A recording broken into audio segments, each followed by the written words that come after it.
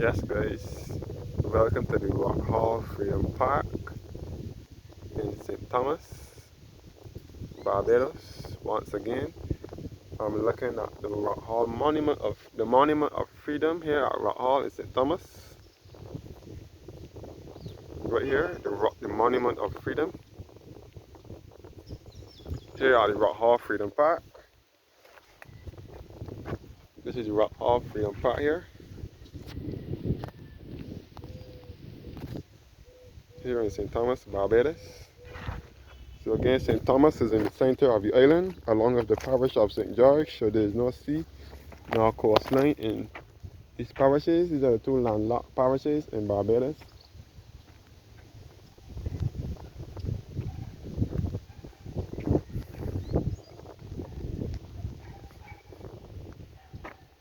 And from here you can get a glimpse of the Port Vale sugar factory, the only working sugar factory now here in Barbados, which is soon getting ready for crop time. Our crop season here in Barbados is usually between late February and early into mid-May. Late February to late May is when we have crop season in Barbados, the cutting and the harvesting of cane and so on. So all other sugar factories in Barbados have closed down, such as Andrews and Buckley, the last two that were remaining. After the closure of the rest, now that those have closed now too. So only Port Vale is left to carry the weight of all the sugar producing and so on in Barbados. So this is Port Vale Sugar Factory, which is just down the road from here, in a place called Blowers in St. James. This is just off the highway to here. So this is the Monument of Freedom.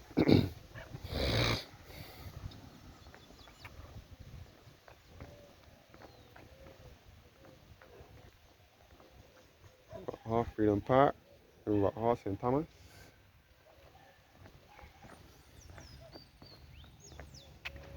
So this was the first settlement of the slaves when they settled after slavery. They settled in Rock Hall, St. Thomas. That's why they try to have all the Black African movements and so on in Barbados. They try to have it here in Rock Hall because of what it represents, because of what it was like years ago. A little painting on the wall here.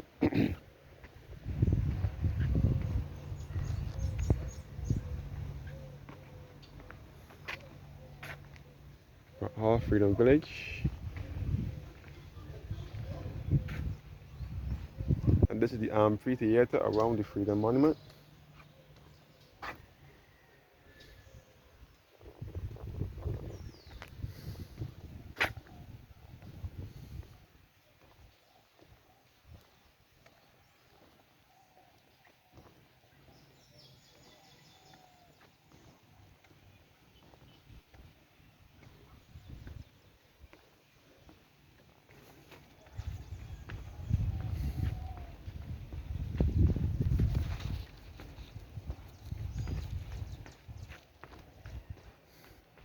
Freedom Monument.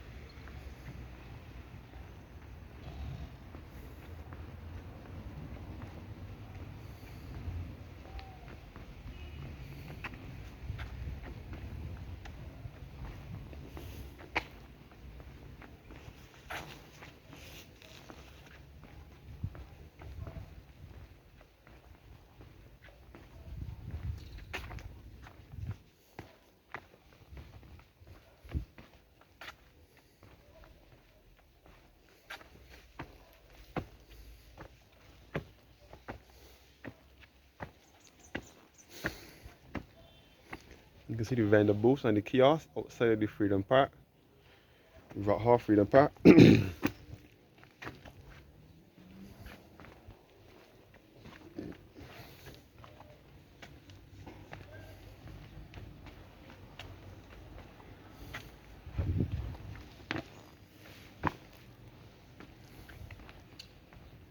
Freedom Monument again.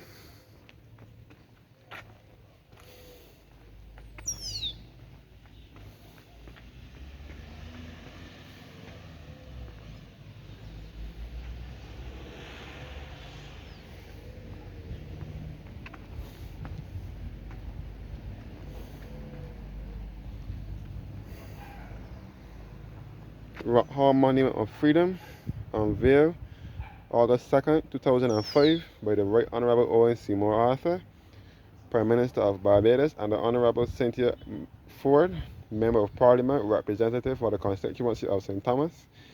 Designer Mr. Stanton C. Haynes. Fabrication in Single Foundry, United Kingdom. So this is the Freedom Monument at Rock Hall again.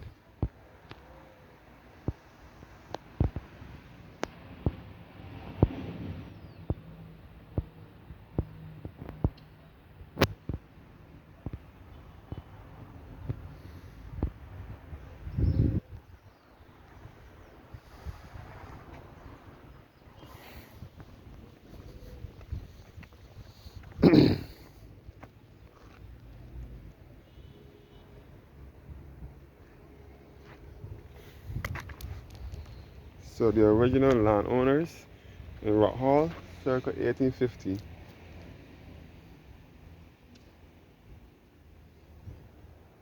And a poem here, from the belly of the slave ship to a freeholder. The spirits of African ancestors beckon the enslaved soul, guiding them to the first free village. Standing tall in a sacred place, standing tall in a sacred pool of water, the bronze ancestral spirits rise majestically across the ravine, symbolizing that any mountain can be climbed, any turbulent ocean crossed, and any shackled soul can be free. It is generally believed that the seeds of mankind were sown in Africa. The spirits therefore represent all races. They are guiding all people to a place free from mental and physical slavery, to a place free from guilt and shame. So the Freedom Monument, the Monument of Freedom right here.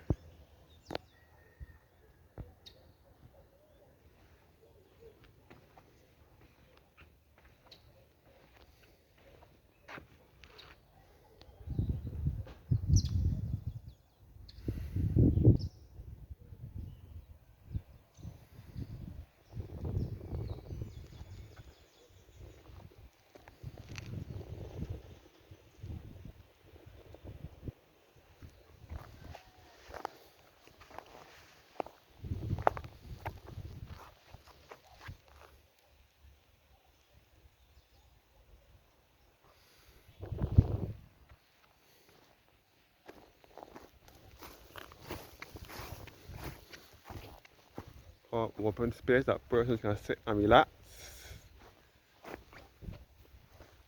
And this is the Freedom Monument in this quiet, peaceful district. And you can see a bit of the west coast downhill.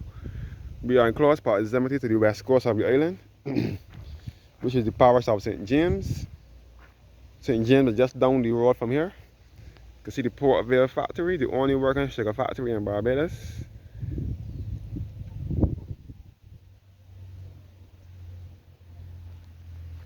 And a bit of on the west coast, which is known as the Gold Coast or the Platinum Coast.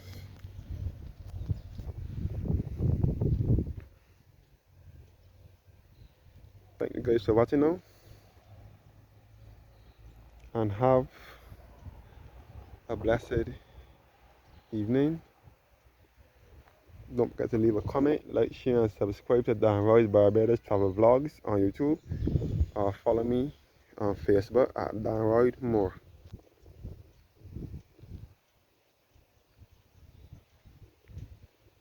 Thanks for watching now, and have a blessed evening.